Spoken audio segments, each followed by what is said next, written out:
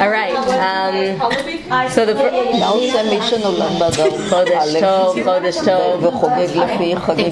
So even though it's not actually Rosh Chodesh, but 3 days up, 3 days down still counts. Firstly, it says Potchim b'chvod achsanya. You open up with words of thanks and praise to the one whose house it is. And the truth is, Rachel doesn't just open her house for us. She opens her heart. She opens everything. Whether it's 3 o'clock in the morning, 7 o'clock in the morning. If you want to know why her expenses are so high, I can tell you her finances are also. The house is impeccable. I know this makes me feel embarrassed, but impeccable. But so really, we have to give Rachel a round of applause for opening her house to us. Rachel doesn't have to clean because there's no hametz. So Rachel is welcome to my house now. Exactly. It's the only person I know. She's ready in an hour. They say it I already started cleaning last month. See, that's the problem. Somebody who's clean never thinks it's clean. It's like people who are thin. They never think they're thin, so it doesn't help to be thin. Yes. You know? Some people always keep it right. That's my brother. So thank God I don't suffer from that problem. When I need to do it, I do it too. But I'm the same. I'm glad you said that. It's okay, Judy. We have a lot more in our camp than hers. They said there was once an older woman who hasn't been in church for years, right? And suddenly she starts coming every single Sunday. She's there religiously from the beginning till the end. She stays to talk to the pastor. And a couple of weeks go by, and he says to her, I haven't seen you in years. Now that you're at your 93rd birthday, what are you suddenly coming? She said, well, all these years I was busy. I had a business, I had kids, I had a family. But between me and you, my time's going to be up. And when I get back up there, I got to know the answers. He said, yeah. She said, well, I'm cramming for the finals, right? And the truth is, I think that often, throughout the year we get pretty busy. We're busy with the kids, we're busy with our family, we're busy with so many things. And the truth is, innately built in our system, we have once a month a time to say, hey, let me reevaluate, right? Let me figure out what's my plan for the next month, for the next week, for the next day. Because if you ran a business, right? If you ran a business and you only did accounting once every 10 years, you'd be in trouble. Your business would be gone after the first year, right? Your business would be gone for the very simple reason you have to be able to do accounting, right? You have to say, what did we get in? What did we put out? What adds up? What are we spending a little too much? And that's really what Rosh Chodesh is. Rosh Chodesh is a time more than just parties. It's a time to do an evaluation. What do I want this month to look like, right? What worked last month? What's going to work better this month? What can I do differently? Now, more than just making it work, right? Because there's so much to work on. I mean, if you look at, the map of me, I don't even know where to start. So we have an interesting thing built into the Jewish calendar, which is unlike what many of us think, the holidays, the time periods, they're not just remembering, right? We don't have Shabbat to remember creation. We don't have Pesach to remember redemption. We don't have Purim to remember the story. We have those times to relive, to draw on the energy that existed then and to relive it. So that when it comes Chodesh Elul, right, and we say it's the Yemei Ratzon, it's the days of being able to ask and to do and to get close, it's because there's an energy of that time built in already from creation. And it's kind of like if you ever go to the airport, right? So sometimes you're rushing to your gate, and then they have these great little walkways, right? They're kind of straight escalators. What are they called? Yeah. Moving stairways. Yeah. Thank you. Yeah. So really, they're slow, right? If you ever try, very slow, and you'll always have that guy who's standing in front of you and just won't budge, right? With luggage. But usually, right, what it does for you is it makes the walking. In addition, you're anyway walking that direction. It gives you a boost because it's moving in the same direction as you are. And suddenly, instead of moving at 5 seconds, you upped it to 10, to 20. And the truth is, that's what it means. When we go through the months, every month you could do tshuva, right? You could always come close to God. Every month is a good month for redemption, right? Every month. Every month is good for joy. But then you have certain months built in already to that system is joy. Built in is redemption. And if you know how to tap into it, you're getting onto the really speedy escalator. You're going to go up those steps much faster because there's no resistance. To the contrary, there's something lifting you up. Now we're lucky because there are some months that are much harder, right? There's nothing in them, so it's kind of like a black hole and figure it out. Other months, we have examples of what that month actually stands for. Holidays, right? So for example, we know that Chodesh Nisan, 1 month over, right, is always the Zman of the lady sitting across me. Geula, right? It's the Zman Geula. Yeah? It's the time that Geula comes in, about a month late, right? No. It's a time of redemption. If you look at the holiday in there, you see the personification of what that month actually stands for. So if you look at the month of Adar, right, we have a holiday built in there that tells us, so what's the month about? Right? When I look at this month and I say, hey, there's something I want to work on. There's something I want to do better. There's something I want to do different. There's something that I want in my life to transform. What's it going to be? Right? So we know that if you look at the month of Adar, our rabbi tells us, Mishenichnas Adar. When Adar comes marching through your door, what comes along with it? Very nice. Marbin bisimcha. You increase in your joy. Notice it says increase, which means obviously you already have some joy, right? You can't tell somebody, well, you got to increase your exercise if they don't do any, right? You got to start exercise. Yes. You know, they say there was a guy who came to the doctor, and the doctor said, you got to, you're really overweight. And he said, well, yeah, obesity, it runs in my family. And the doctor said, no, obesity doesn't run in your family. Nothing runs in your family. That's the problem, right? You got to, but the truth is, so we know comes the month of Adar, we have to increase the simcha. But you have to look at the holiday of Purim to understand what kind of joy are we talking about. Are we talking about singing and dancing? Are we talking about making tumble sauces in the street? Are we talking about getting high? Right? In that case, you should move to Denver. It's much easier to do it. But what are we talking about? Right? So we have to start at an interesting point. The Gemara tells us something interesting. It says, somebody who wants to invest, right? If you're looking for a propitious moment, right? Propitious is the right word, misugal. If you're looking for a time that's good for investment, which month do you pick? Take a lucky guess. Take the month of Adar, right? It says if you have money, you want to invest in something, Adar is the right month to do it. And the question is why, right? So if you look at, joy, good energy, joy follows good investments, right? So the truth is, Nisan, right, is a month where if you look at the miracles that happened, they're overt miracles, right? God's striking the Egyptians with 10 plagues. He's taking 2-point-something million Jews out, marching them out of a place where nobody ever got out alive, splitting the sea, drowning the Egyptians. This is nature changing at its crux. You backtrack, though, to the month of Adar, and we have what's called inconsequential events that when you add them up, only indicate that clearly it's a miracle. And I'll give you an example. The Bnei Yisachar is actually an author of a book. His name was Rabbi Elimelech. His name was Rabbi Tzvi Elimelech of Diniv. He was a nephew of Rabbi Elimelech of Lezhensk, the holy Rabbi Elimelech of Lezhensk. So this is his grandson who wrote a book. The reason he named it the Bnei Yisachar is if you know anything about months, every Shevet has a month. Chanukah is the month of Yisachar, and his soul, Rabbi Elimelech told him, is from the Bnei Yisachar, from the Chashmonaim, who were at the times of the Chanukah story. He was on the Sanhedrin there, and he felt very much that in his soul he was connected to that group of people, and that's why he named all his books the Bnei Yisachar. What's that? What means? The children of Yisachar, the tribe Yisachar. So he said something interesting. He said, imagine, and he said, what's a covert miracle? Right? He said, a covert miracle is you have somebody who's deathly ill. The doctors tell him you have 2 days to live. They say God forbid. God forbid, of course, right?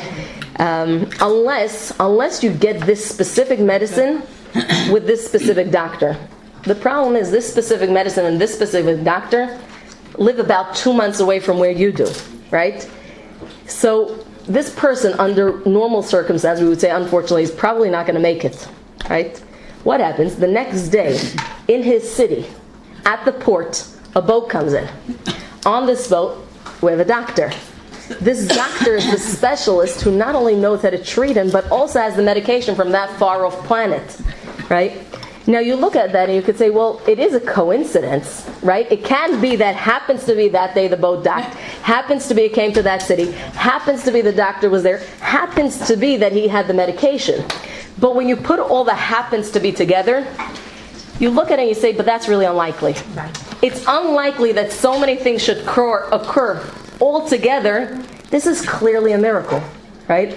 And unlike Chodesh Nisan, where we see miracles that are changing nature, Adar is a month where, through nature, right? If you look at the Megillah, it's happening over a span of many years. We read it in 45 minutes. If you go to shul and you're starving, they read it in 30 minutes, right? If you go somewhere else and you're really hungry, 15. Our story takes us 15 minutes from start to finish, right? This is a story that's happening over years, right? Years where the Jews are going to a party, the Haman is slowly coming to power, and everything is so disparate. The Megillah linked it all together. It's, wow, this is a miracle, right? But if you were living in the times of Purim, you would just say, it's daily life. Things incrementally are changing. Slowly the Jews are being ostracized. Slowly Esther is coming back and forth. And when you look at it over the span of years, it doesn't look like anything miraculous happens. And yet you put it together in one book and you say, wow, of course every event I could explain, right? Individually I can explain it. But when you put it all together, there's no way to explain it away, right? And comes the month of Adar. It's through nature, right? And very often it's easy for us to see God when big things happen, right? When we have mass changes in our lives. God forbid somebody's almost hit by a car and it misses. Wow, okay, right? Somebody almost did a bad business deal and then the stock market crashed and those are things that we tend, if you've ever been to Yosemite or Niagara Falls, right? These are places that are awesome. You can't not stand there and say, wow, right? But what happens in our day-to-day life? I'll give you a small example. Whenever I set the table, so sometimes I take out a stack of plates and exactly the amount I need, right? And sometimes it's not. But sometimes sometimes you come to the light, right? And it happens to be green and you're rushing. And those are the small things, right? Comes the month of Adar. And it's coming to teach us that, of course, the big miracles, so you have to be blind not to recognize God in it. But what about the Teva? What is Teva, right? So we have an interesting explanation of what Teva actually is. Now, Teva is the Hebrew word for nature. Very nice. For nature, right? For nature. Sandals. Now, for sandals, right? Oh, very nice. For pharmaceuticals, Teva, nature. Yeah. So we have something fascinating. The Michtav Eliyahu, okay? Rabbi Eliyahu Dessler has a beautiful set of books actually called Michtav Eliyahu, the letters of Eliyahu Dessler. And in it he has one whole essay dedicated to Teva, to nature, versus Nes, miracle. And he says the truth is, what's the difference? Right? What's the difference between miracles and nature? And he says nothing but time. Right? Whereas miracles happen once in a while, nature is a set of miracles that happen all the time, so that we are accustomed to them. Right? The sun rises, that's nature. Right? Water rains, that's obvious. Water comes down from the sky. Right? Babies are born, okay, that happens. Right? People make money, that happens. That's nature, because nature in essence is a whole bunch of miracles that we expect. And when we expect it, it becomes part of what we call nature. Now he says if you look at the word, and this is the beauty of Hebrew, the language itself, when we translate, we lose a lot in translation. Reb Shamshon Raphael Hirsch, the chief rabbi of Frankfurt, Germany, has a whole book dedicated just to shorashim, to roots of words, and connecting them to everything, what they mean, sources. Wow. But the Michtav Eliyahu says the word nature, teva, also is found in the word matbeya, which is a coin. It's also found in the word tovea, which means to drown. He says, in essence, what the world is, what's a coin? If you look at a coin, right? So if you pick up an American quarter, what are you going to find on it? Whose face? President. Which president? Okay, you're going to find the president's face, or it's now in the back they started making a whole bunch of different states, right? A whole bunch of different states. If you're going to pick up a nickel, you'll find another president. If you'll find a penny, you'll find, right? Now, in essence, is it that president you're seeing? No. It's something that indicates, hey, there was a president, right? It's not the president you have in your pocket, although some politicians do, right? But this is a coin that you have, right? This is a coin that shows you it's a template of something else. The world is a template, right? And either we can look at it and everywhere we go we say, hey, this is an indicator of there must be something greater, right? I'm looking at the flowers budding. There's got to be something greater. You stand at La Jolla Cove. Wow, there has to be something greater making it all tick. Right? If you go on hikes, if you're ever in nature, it's where you really find the imprint, because man wasn't there yet to destroy it, where you find that imprint of God everywhere, right? That's what Teva is meant to be. It's meant to be an imprint, a template of, there's something else. There's something that came and left its mark. But very often what nature does to us, it makes us toveh. It makes us drown. It makes us drown. Because we get so caught up in the mundane, right? We're so busy answering the questions of how. How do I make more money? How do I get a better job? How do I make my kids listen to me? How do I make them keep... first we spend our first 2 years trying to make them talk, and then we try to spend the next 20 years making them shut up. How? How do I do this? Right? How do I get them to listen? How do I get my spouse to listen? How do I get myself to listen? Right? We're so busy with the how that often we drown before getting to the bigger picture of why. Right? Why do I care to do all this? Why does it really matter? Right?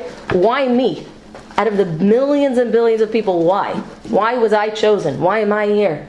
And those big questions tend to drown along with the nature because we can explain things away. Right? The greatest miracles, we can just, it happens, it's nature. Right? Meteorites are striking. Okay, it's nature. We have a scientific way of explaining it, right? And if we don't, we'll make one up, right? And by explaining things away, we suddenly take from this beautiful significance, this beautiful template that was meant to help us access God. And you know what it does? It blinds us. And what Teva in essence is, it's a mask, right? It's a mask. What's the purpose of a mask? When somebody comes in with a mask, what are they trying to do? They're hiding, right? If I came in here with a mask and you didn't know who I was, so then it would do a good job at hiding me. Chances are if I was only wearing a mask on my face, for my body, you would probably be able to tell who I was anyway. Okay, stop smiling, Rachel, right? You wouldn't think I'm Rachel, right? But once a mask is there to hide you, when the person recognizes who you are, is there any point in still wearing the mask? No, because it's not doing anything, right? Hashem created a world where He says, I want man to really be given free will. I want you to be able to find me. It's a game of hide and seek. And the sad part is He's hiding, and often we don't seek Him, right? It's like the little kid who's waiting in the corner, hiding, and the kid's already ran away. Nobody's playing with him, and he's still hiding, right? And Hashem says, I'm hiding behind this veil of nature. I'm hiding behind something you can always explain me away. You don't have to find me. But once you'll find me, you know what I'm going to do to nature? I'm going to take it away. Because now you've discovered who's behind nature. You've discovered who's behind, it happens. That's the way the world works. You found me. And if you find me, then suddenly nature and miracle, they're the same. Right? And you find craziness. You have Rabbi Hanina ben Dosa. You ever heard his name? Yeah? Bagadah. Oh, I don't know if you have him in the Haggadah, but you have Rabbi Hanina ben Dosa. He was famously known for somebody had left chickens at his house. Yeah, you know the story in the Gemara. Somebody had left chickens and he didn't want to sell them. Because it wasn't his, he wasn't sure. Fascinating story. But Rabbi Hanina ben Dosa was exceptionally poor. He came on one Friday afternoon, and his wife was sitting there sad, crying, and he says, why didn't you light the Shabbat candles yet? And she said, what should I tell you? We have nothing to light the candles with anymore. There's no oil in the house. Now you can only imagine what poverty that is. To have no oil left in the house. You know, we have first world problems. My phone wasn't charged today. My nails chipped. You know, I don't drive the fanciest car in the neighborhood. Right? These are first world problems we suffer from. Rabbi Hanina ben Dosa's wife was suffering from a real problem. If they didn't have oil to light candles, they probably didn't have oil to make food either. They probably didn't have oil for anything. And Rabbi Hanina ben Dosa looks at her and he says, I don't understand what the problem is. Right? Misha Amar Shemen Yadlik. Right? The one who said that oil should burn. Chometz Yadlik. He said, why don't you take some vinegar? Now, if you ever try this at home, I wouldn't recommend it. Right? He said, put some vinegar into the candlesticks and light it. He said, the same person who said that oil should burn can make vinegar burn. Now, we look at it and we say, but vinegar doesn't burn. Right? If you ever tried vinegar, it doesn't work. The answer is right, because that's not nature. The nature of vinegar is it doesn't burn. The nature of oil is it burns. But Rabbi Hanina ben Dosa and his wife lived on a different planet. Yeah. They were able to tap into nature and say, you know what, this set of miracles that we call nature, it's run by somebody much bigger. And the same person who decided that oil should burn, he can make vinegar burn, and their candles burnt, right? And their candles burnt. And the question is, so what about us, right? What about us? How do we get to that place of not just seeing, because the miracles, like we said, the big ones we can see. But most of us live a day-to-day life, right? The regular humdrum. So how do we get to such a place? So I want to share with you something beautiful. It says something interesting. It says that mazal, right? Mazal is an interesting thing, right? How do we normally translate mazal? We don't. Luck, right? Luck. So it says every month, right? Every month has a mazal, right? Every month has a certain astronomical, astrological star, and there are 12 months. There are 12 different suns, stars, planets, right? I'm definitely not an astrologist. I don't know these things, but something interesting happens. The month of Purim, right? We had now, and it happened this year. We had 2 Adars. Which one are we celebrating Purim in? Second one. Why? Pesach. Okay, Biglal Pesach, one reason. Pesach always, Dalia saying something true. Pesach, we know, always has to come out in Chag HaAviv. It has to come out in the spring. So we always know that's why Adar, right, is the one that we add. We don't add another one. It has to make the calendar work, right? But we have something interesting. In the times of the Megillah, the times of the actual miracle, what happened? Haman came and he said, you know what, and Haman, you should know, was one of the biggest, what they call, what's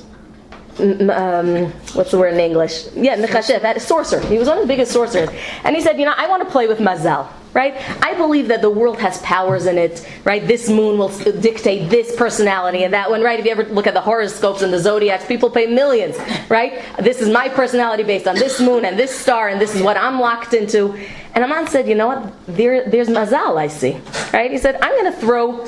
Ultimately, I'm going to leave it up to fate, right? I'll throw a couple of dice and we'll figure out which month, right? Which month does it fall out to that he was going to kill the Jews? Adar.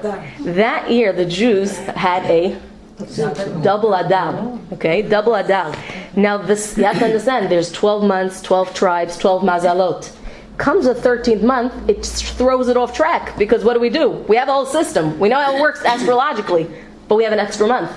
And it says that the second month of Adar has no mazal. It has no mazal. In fact, it says people are born in that month are never subjected to any mazal bad because it doesn't exist in that month. The Chachamim said, oh, there you go, right? It just means they're inconquerable. So you better be careful, right? What happens? Comes Haman and he thinks he's going to destroy the Jewish people in the month, and he doesn't realize that of course there's fate. Of course there are moons and stars and astrology and astronomy, but who do you think controls all of it? Oh, there's a Hashem that runs the plan. Of course there is. Right? And that's why it says something fascinating in Devarim. Okay? In the last Arbor Chumashim, in Deuteronomy. Yeah? In Devarim it says something fascinating. It tells us that what's going to happen maybe when the Jewish people are going to do really well. Right? We're going to be prosperous. We're going to have a lot of food. We're going to make it. And it says, Hishamer lecha, right? Be really careful. Pen, maybe what's going to happen? Bilvavcha, what are you going to say in your heart? You know, when you do poorly, we always blame God, right? In fact, even when airlines cancel, the only thing they don't cover is acts of God. It's like you never even believed in God, but suddenly there's a hurricane and you believe in it. How did that happen? Right? Sorry. Insurance said that. Yeah, it's called acts of God. Acts of God. Right? Now you have to ask them, you won $1 million. Can you share the act of God with me? No, this is my own investment. Right? But somehow Hashem gets blamed for a lot of things. Right? So what happens? It says, be careful. Maybe in your heart, what you're going to say when things are going so well, kocham votzam miadi. Right? The strength of myself. Asuli etachayel hazeh. You know why I'm so prosperous? Because I went to school, I have a BA, I have a master's, I'm getting a PhD. Obviously, I'm successful. Right? I have good looks, I'm charming. Again, fill in the blank, whatever you are. I'm aggressive, or I'm pushy, or right? That's what made me who I am. Says Rabbeinu Bachya Ibn Pekuda. He says something beautiful. Who is he? What did he write? Some of you are learning this book. Very nice. You're learning this book, right? The Chavot Halevavot. He writes in his book, Duty of the Hearts. He says, if a person comes to that place, they have to realize. So what does the rest of the pasuk say? It says, and I want to read it to you because it's such a beautiful pasuk. It says, V'zacharta et Hashem. Right? You should remember Hashem. And it's actually a popular song, I believe, by Avram Fried. V'zacharta et Hashem Elokecha ki hu hanoten lecha koach. You know where strength comes from? Right? You think strength, and specifically kochi. Which kochi? Rabbeinu Bachya says a person thinks the kochi, the mazal. He says there's koach of astrology and astronomy and nature. Right? It was a natural course of life that this happened. I invested. I was smart. I was proactive. I got it. Hashem says, no. Remember that strength that you tapped into, the market, the economy, the good looks, where does it all come from? Ki hu hanoten lecha koach. You know who gave it to you? Remember Hashem, because He's the one that gave it to you. Yes, there's a system. Yes, things will work. Right? You'll smile at people. People will smile back. That's nature. Right? You're going to be mean to people? Trust me, they'll be mean back. Right? It's nature. But who do you think created this whole system? It's beautiful. It's a beautiful network. But there was a builder. And not only was there a builder, but there's somebody who's constantly and continually involved in it. Says Rabbeinu Bachya, we have to make sure that even when we're successful, when we're doing well, remember who built the system. Right? Remember who put it together. Because if you'll remember, you will become invincible. Because it's suddenly not, you're playing a different game. It's not you and me. Right? It's you, but I'm tapping into the one who created the world. I'm tapping into the one who's really pulling the strings. Right? Everybody's always looking for protection. They say it's not what you know, it's who you know. Right? It's not what you know, it's who you know. And I'm telling you, the secret is in the month of Adar. By us looking at the world and saying, wait, there's so much that happens here. Some of it I can explain. Some of it I can't. Some of it makes no sense to me.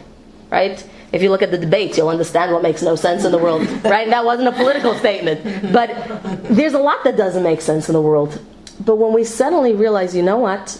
I'm living in this very small part of history. Very small. Right? God willing, we should all live 120 years. But 120 years in the gamut of history is very little. It's very little. Yeah? And to be able to step back, hindsight, right? Looking back is always 20/20. It's easy to look back. Whenever things go wrong, there will always be those people who will tell you how it should have been done. Yes. And the answer is thank you very much. I could probably figure that out myself, right? They will always, I told you so, I knew so. So besides probably you should put them on the bottom of your contacts list or like the do not answer, right? It doesn't take much in hindsight to tell you something. Yeah. The question is foresight. Can we look ahead and say, you know what? This picture seems really off to me, right? I don't get what's going on in my life today. I don't know why I'm struggling so much. And the truth is, if we look into the mirror, we all have our struggles. Externally, we were talking about makeup before. A little more blush, a little more mascara. You can cover up almost everything, right? But when you come home, when you scrub it all off, internally, there's a lot that we struggle with. Everybody. Some of us are a little more transparent, right? Some people, their challenges are more obvious. Right, you see it on the outside. You see very clearly, oh, this person, they're really struggling. But when you look into the mirror, we're all struggling. There are all parts in our life where it's really dark. It's really dark. And what we often try to do is, we target, the alligator game. They give you a hammer and there are a bunch of alligators coming out and you bop one and that one and you have to keep banging them all down because they're all coming out simultaneously. Right? Sometimes life looks like that. It's like I dealt with this problem and now 6 other ones came out, so I'll try. And we're kind of always in triage. Yes. Right? We're always surviving and we're never actually living because we're just managing the mess again. Yeah, we're always just managing the mess. Comes the month of Adar. The power of the transformation is stop being the manager. You know why? Because you never were. Yeah? Sometimes you'll walk into a room and it's pitch black. Right? Now, if you've ever walked into a pitch black room, and Rachel says, I'm sure you're not going to stumble on anything. But if you're going to come into my house, if you're coming to my house, I can open an obstacle course. Right?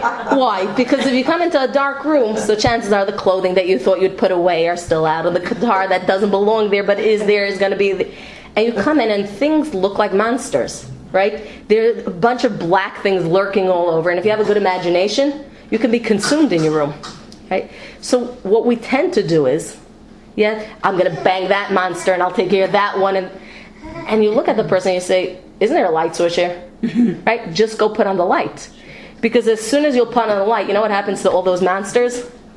They turn into insignificant objects. You suddenly realize, hey, okay, that was one thing I wanted to take care of, and that's something I guess I should put away, and I should probably return the books to the library before I have a 10-year overdue draft there, right? The things that we struggled with so much when it was dark are laughable when the lights are on.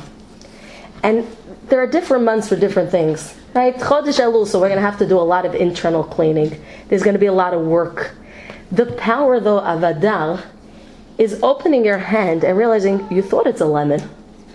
It's a piece of gold there, right? You thought this struggle is something that only you are carrying, right? And the worst feeling of carrying a burden is feeling like you're doing it alone, right? When you're there and you're the only one who understands yourself. Nobody else is going through it. Nobody knows what you're feeling. And it's really tough.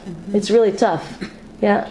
And what we have to do is say, you know what, today I don't see the big picture. But I guarantee you there is a big picture. I guarantee you that if you string all the dots together, you're going to see a beautiful tapestry. It might not be what you thought it's going to look like. It might not be the picture you thought you're painting. But it's something beautiful. And instead of you carrying the weight on your shoulders, comes the month of Adar, we say, Hashem, it's yours. I'm giving it back to you. Because I'm going to read a Megillah from start to finish where it's a terror story. It's a terror story until the end. And not just in this world. The Midrash tells us that when Haman and Achashverosh sat and signed, they weren't just signing the death sentence down here, but up in HaShamayim, the Satan came and said, look at the Jewish people sinning. You want such a nation? They've betrayed you. They've went against you. Why would you want them? And Hashem says, you're right. There's nothing for me to do. The facts are hard. They're cold. They're there. The Jewish people don't deserve to survive. Yeah? And yet we made it. And we didn't just make it then. We continuously make it. Yeah? And often we think in that darkest moment, I'm never going to get out. Right? This is it. It's over. It's done. And I'm asking us, in the month of Adar, grab this power because it's there. Grab this power because it's there. And draw it into your own life. And it says, En simcha, ela katarat hasvekot. There's no joy like, come on, we have some Hebrew speakers. Ki simchat hatarat hasvekot. What is svekot? Doubt. Okay, so it says there's no greater joy than getting rid of doubt.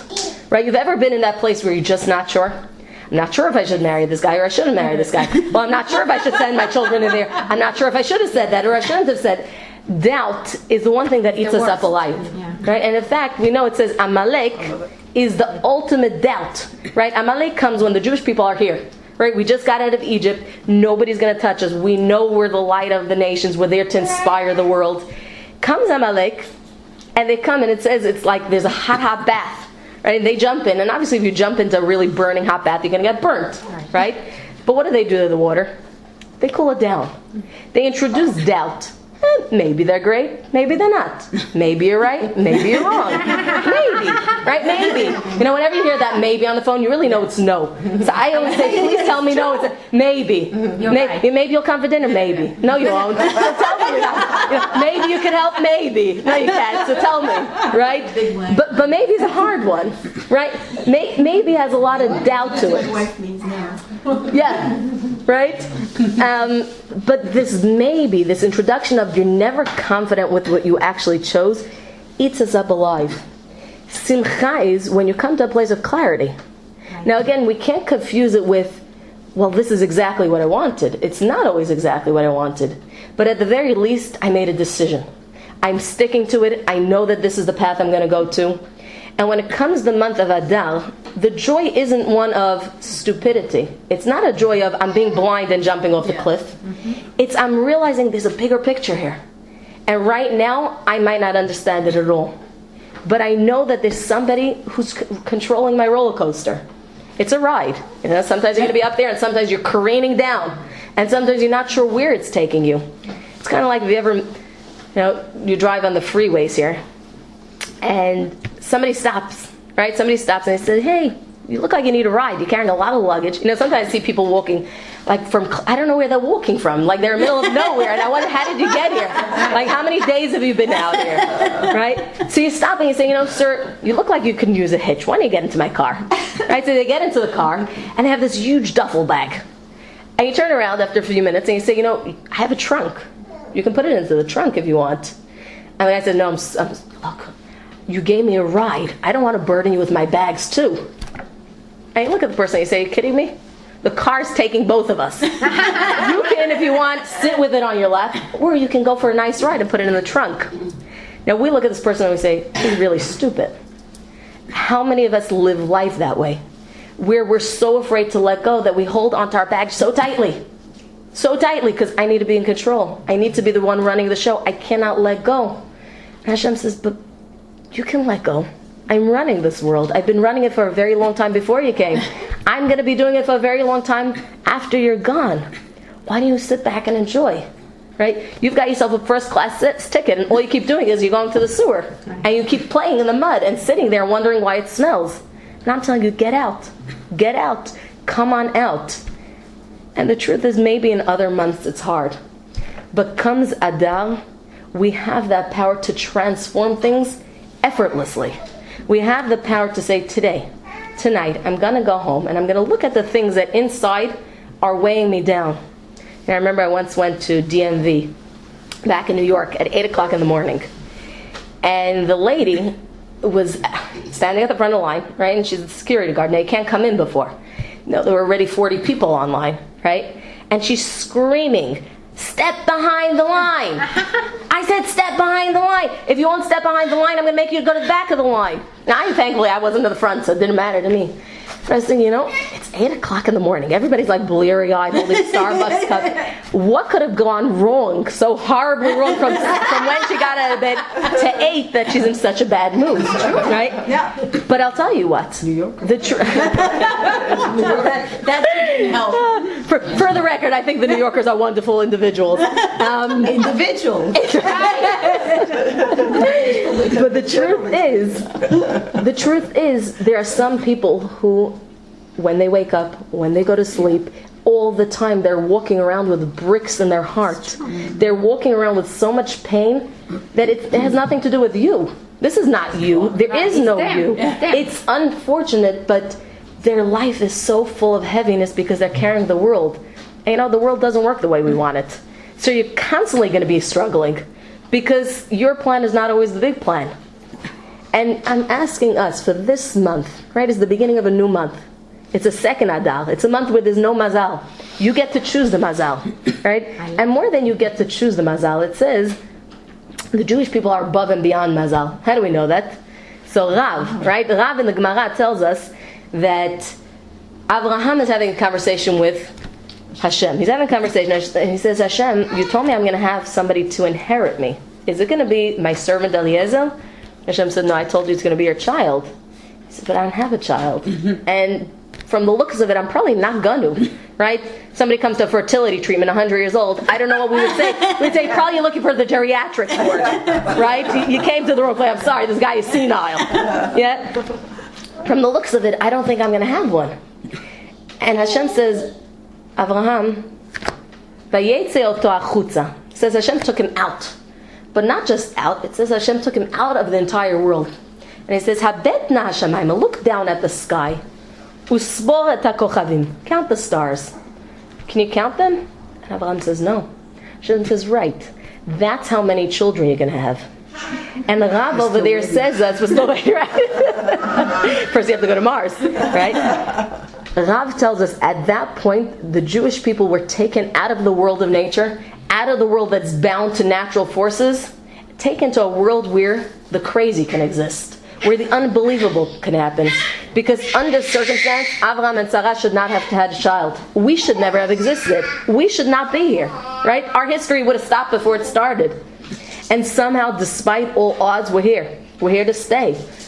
The nations might not like that, right? Some of them are more vocal than others, but we're here to stay. And we're here to stay because we're not bound to nature. We're not stuck by nature. Comes the month of Adar, I guarantee you, if we say HaKadosh Baruch Hu, I know, nature, miracles, you run the show. So you know what? I'm going to sit back, relax, and enjoy it. And I'm going to ask us all now, so how do we actually do it? Right? It's theoretically, it makes a lot of sense. Right? We want to let go. We want to, everybody wants to walk around with a smile and walk around light. You want to know how to get to the place where we said Teva, nature, miracle, they all come the same? You need two components. Number one is we have to stop talking and start listening, right? If we would start listening to the world, we would listen to wiser people, we would listen to what nature is telling us, we would listen to what the Torah tells us, then instead of us on our own groping in the dark, we would have a lot of indicators of how do I actually make sense of this world, right? But so often we're so busy and there's so much noise in our head, right? Whether it's real noise, like, sometimes I see from the beginning of the day to the end of the day, there are people who never put their phone down. And even in the middle of the night, they're still checking anytime it beeps. Right? They say women, before they brush their teeth, 70% of women check their Facebook before they brush their teeth. Now, why they don't have statistics about men? Either two things. Either they don't brush their teeth or they don't check Facebook. I'm not sure which one. Or it's the man taking the statistics. Right?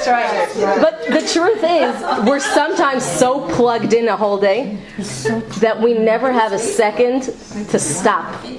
And the first tip I want to leave you with is stop. Take 5 minutes out of your day, 2 minutes out of your day to just stop and think about the big picture. And you'll see, if you take 5 minutes, you'll have 10. If you take 10, you'll have 30. You'll find the time for the things you like. We all do, right? We all find the time for the things we like. And to figure out, hey, where do I fit into the big picture? So you have to first stop and think and absorb. The second part is you have to also communicate, right? You have to reach out, right? In order for somebody to be on the other side of the line, it's a two-way conversation, right? You're looking for God, tell Him, right? You're crying to Him, you're laughing with Him. You can speak your own language. That's the greatest prayer, right? Rabbi Nachman of Breslov would always say you have to do hitbodedut. He's not the first one who came up with it, right? But he's definitely the one who pushed it.